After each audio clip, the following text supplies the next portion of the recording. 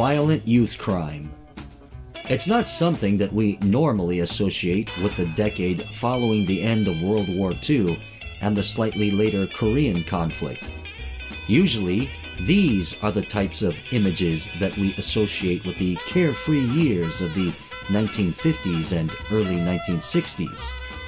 Or, to be more precise, these.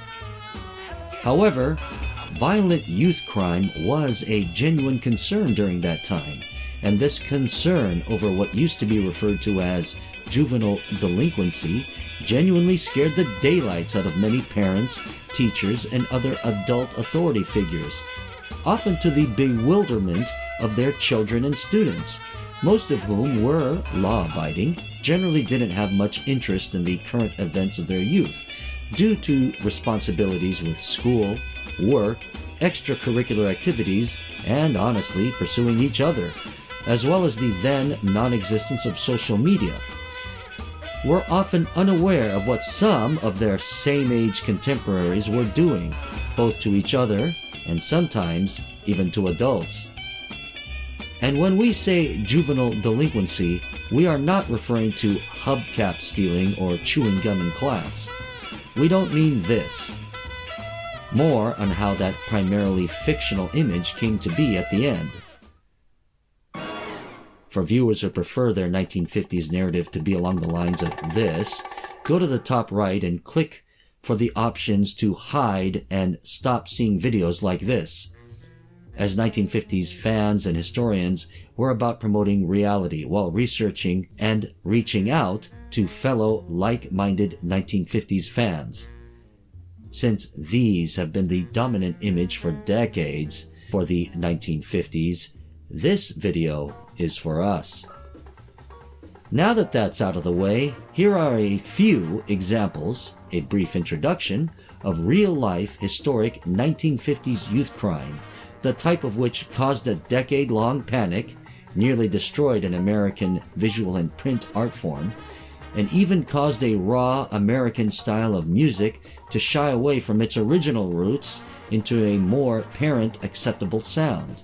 Seriously, the panic also gave us some classic movies and even a beloved musical stage play.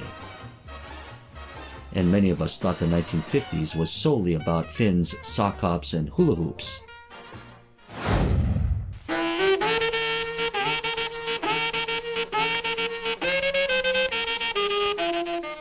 America's participation in the Korean police action, was already 2 years in when local San Francisco Bay Area youth gangs had their own war of sorts that made national notoriety in March of 1952. That was when, just after midnight on March 30th, as the annual Butcher's Ball dance party was winding down, that 19-year-old Robert Arthur Ranson shot down gang rival Norman Botello near the fountain just outside of the Civic Center auditorium where the dance was held. Ranson, at the age of 12, had suffered from a bout of rheumatic fever, the result of which compromised his heart, affecting his stamina and dashing his childhood hopes of becoming an athlete.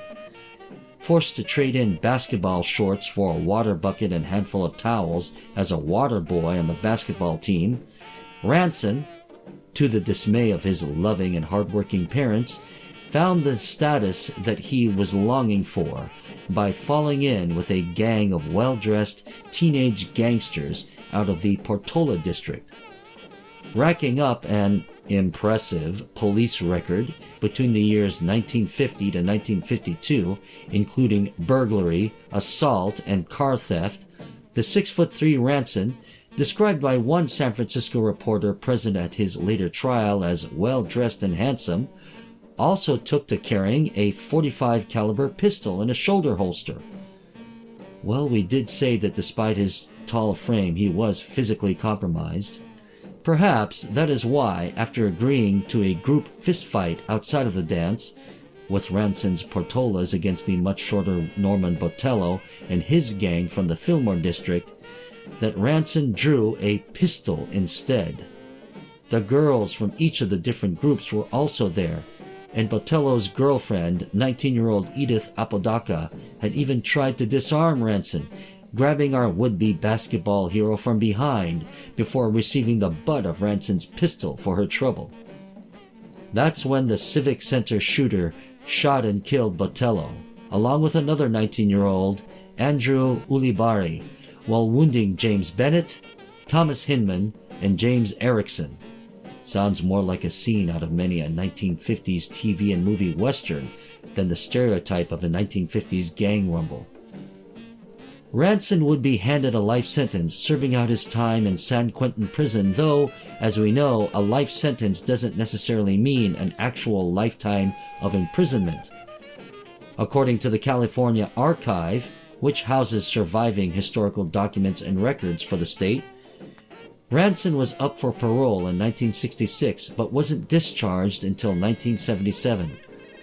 The irony is that Ranson and Botello didn't even personally know each other and hadn't met until the night at the dance.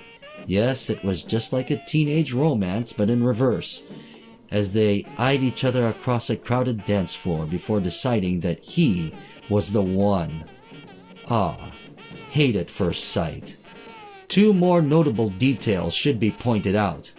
First, according to a surviving witness contacted through the San Francisco Remembered Facebook group, who was a teenager in 1952 and was at that Butcher's Ball dance, when shots were heard outside, many of the girls who were inside the auditorium actually ran towards the sound of gunfire.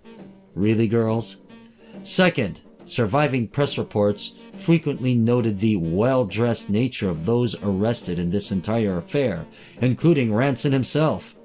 Ranson, his Portola gang, as well as their Fillmore, Mission, and Potrero Hill rivals and allies were, most likely, members of the White Shoe gang subculture. White shoe because of the white buckskin shoes, along with the clean-cut Ivy League mode of dress that participants in this very San Francisco 1950s subculture sported. Yes, that's Pat Boone, and no, he himself wasn't a gang member, as far as we know anyway. But these San Francisco white shoe gangs seem to favor the very same fashion sense that the singer of ballads like Love Letters in the Sand and notoriously laughable covers of Little Richard's and Fats Domino's rock and roll songs later popularized. Members of the white shoe subculture would make national headlines again in 1956, again, just after a dance party, like this one on Halloween night of that year, as four members of a fashionably dressed group of boys decided to go on an after-dance party stabbing spree. Among their victims was 15-year-old John Alpa Jr., whose heart had been pierced by a switchblade knife. The innocent non-gang member actually survived, and yes, that's his understandably worried parents. The four boys were later arrested, and again, just like Ranson 4 years earlier, their impeccably dressed fashions at the time of their arrests were noted. Just like Ranson, they had long records with the surviving documents provided by the California Archives of two of them, Clement Anderson and Earl Hall, showing that as early as the age of 13, they had been arrested for possession of heroin. Whether or not they were well dressed as 13-year-old drug pushers is not noted, but the arrests of youthful offenders of San Francisco's white shoe subculture show that not all 1950s juvenile delinquents resembled the black leather jacket and blue jeans greaser stereotype.